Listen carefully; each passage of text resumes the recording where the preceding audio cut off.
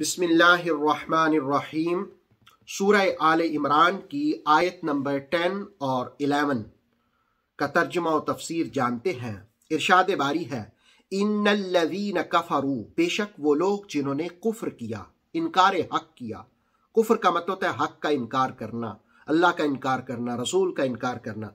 लन तुग़नी अन्हुम, उनको नहीं बचा सकेंगे, उनको नहीं बचा सकेंगे, उनके काम नहीं आ सकेंगे। क्या चीजें?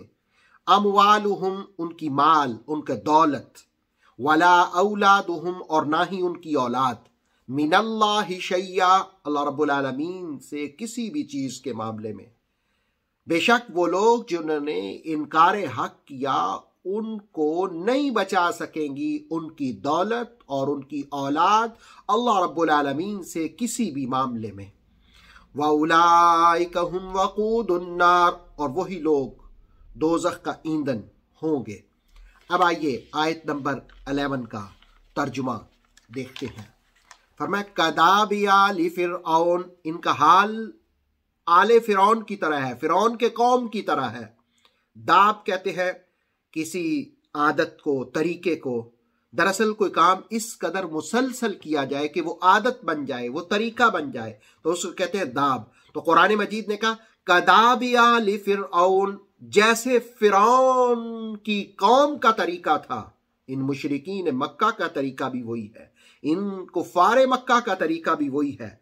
वल्लज़ीन मिन क़ब्लिहिम, फिरौन से पहले जो काफिर थे उनका भी तरीका यही था। क्या तरीका था? कुरान ने उसको भी एक्सप्लेन किया, कुरान ने उसको भी वाज़े किया। कज़्ज़बू बिआयातिना, वो हमारी आयतों को झुटला देते थे, हमारी आयतों की तकज़ीब कर देते थे, आयतों को मानते नहीं थे। फ़अख़ज़हुमुल्लाहु बिज़ुनूबिहिम, अल्लाह रब्बुल आलमीन ने उनके गुनाहों के सबब उनकी गिरफ्त फरमाई। वल्लाहु शदीदुल इक़ाब, और अल्लाह रब्बुल आलमीन सख्त अजाब देने वाला है। अब वापिस लौटिए आयत नंबर 10 की तरफ। तो आयत नंबर 10 में दो चीजें बयान हुई कि ये अल्लाह से नहीं बचा सकेंगी। पहली चीज दौलत और दूसरी चीज औलाद, ये नहीं बचा सकेंगे। दरअसल इंसान को आजमाया गया है दौलत की वजह से और उसके औलाद की वजह से। कुरान खुद कहता है इन्नमा अमवालुकुम व औलादुकुम फितना, तुम्हारे माल और तुम्हारी औलाद तुम्हारे लिए आजमाइश है। और बारहा कुरान ने इन दोनों चीजों को आजमाइश, इम्तिहान कहा। दरअसल इस आयत का पस मंजर यह है, जिसको इमाम राजी ने तफसीर कबीर में और मुफस्सिर कुरान अल्लामा सैयद रियाज हुसैन शाह साहब ने तफसीर तबसरा में बयान किया कि नजरान के ईसाइयों का एक वफ्द रसूलुल्लाह अलैहि सलाम के पास आया, मुख्तलिफ सवालात किए, बातें पूछी। जिस वक़्त रसूलुल्लाह अलैहि सलाम उनके हर सवाल का, उनकी बातों का जवाब देते, तो अबू हारसा बिन अलकमा वो समझ गया कि इस्लाम बरहक है, रसूल करीम अलैहिस्सलाम की तालीमात सच्ची हैं, सुच्ची हैं, और अंदर से वो मान गया। वो अपने भाई से कहने लगा कि हकायक ये हैं कि रसूलुल्लाह अलैहिस्सलाम सच्चे रसूल हैं, नबी हैं, जो बातें ये इरशाद फरमाते हैं हकीकत ये है। लेकिन एक प्रॉब्लम है, एक मसला है। उसने कहा क्या मसला है? उसने कहा मसला ये है कि नसारा जो है वो मुझे फैसिलिटीज देते हैं, मुझे माली वज़ाइफ देते हैं, जिससे मेरे बच्चों की आसाइशें हैं, आराम है, उनकी गुजर बसर होती है। अगर मैं इस्लाम को कबूल कर लेता हूं तो ये सब चीजें बंद हो जाएंगी। इस पर अल्लाह रब्बुल आलमीन ने ये आयत नाजिल फरमाई कि क्या अजीब तर बात नहीं है कि तुम दौलत की वजह से, तुम औलाद की वजह से, उनको जो आसाइशें मिली हैं उनकी वजह से इनकार हक किए जा रहे हो। इन्नल्लज़ीन कफ़रू लन तुग़नी अन्हुम अमवालुहुम वला औलादुहुम मिनल्लाहि शैया। याद रखो, ये दौलत और औलाद तुम्हें अल्लाह रब्बुल आलमीन से बचा नहीं सकेंगी। कुरान कहता है ये फितना है, ये आजमाइश है, इसकी वजह से तुम हक को छोड़ रहे हो।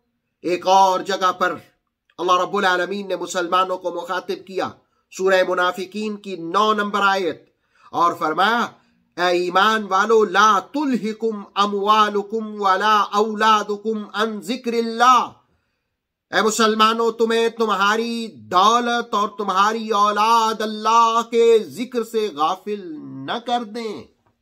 वमन यफ़अल ज़ालिका, जिसने ऐसा किया, यानी औलाद की वजह से अल्लाह के जिक्र से गाफिल हो गया, औलाद की वजह से अल्लाह के जिक्र को छोड़ दिया, दौलत की वजह से अल्लाह के जिक्र को छोड़ दिया, तो फिर कुरान कहता है कि वही लोग नुकसान उठाने वाले हैं, खिसारा पाने वाले हैं। फ़उलाइका हुमुल खासिरून, वो लोग नुकसान उठाने वाले हैं। वमन यफ़अल ज़ालिक फ़उलाइका हुमुल खासिरून, वो नुकसान उठाने वाले हैं, वो नुकसान उठाने वाले हैं, वो खिसारा पाने वाले हैं।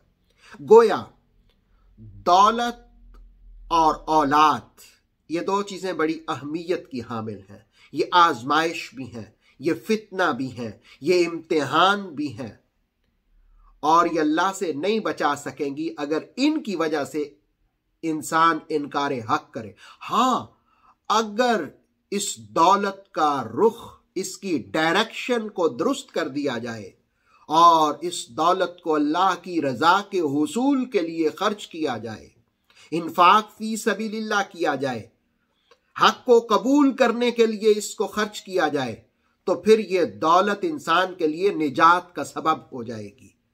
अगर औलाद को दीन की राहों का मुसाफिर बना दिया जाए, औलाद को भी दीन सिखाया जाए कि मरने के बाद भी वो अच्छे काम करें, दीन पर चले, वो बाकियातुस सालिहात बन जाएंगे, तो फिर वही औलाद, नेक औलाद, दीन पर चलने वाली औलाद इंसान की आखिरत की बेहतरी का सबब बन जाएंगी।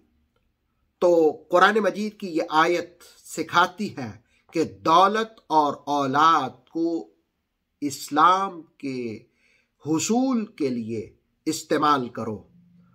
तुम्हारी दौलत और तुम्हारी औलाद तुम्हें इस्लाम से, अल्लाह के जिक्र से ना रोक लें। अगर तुम ऐसा करोगे तो फिर तुम घाटे का सौदा करोगे।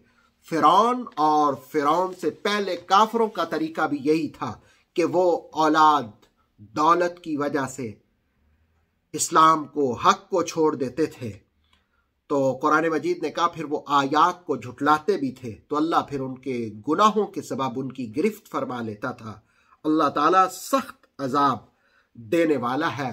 अल्लाह रब्बुल आलमीन हमें इन आयात की तंबीहात को समझ करके अपने दीन पर इस्तिकामत नसीब फरमाए और अपनी दौलत और औलाद को भी दीन पर लगाने की तौफीक अता फरमाए।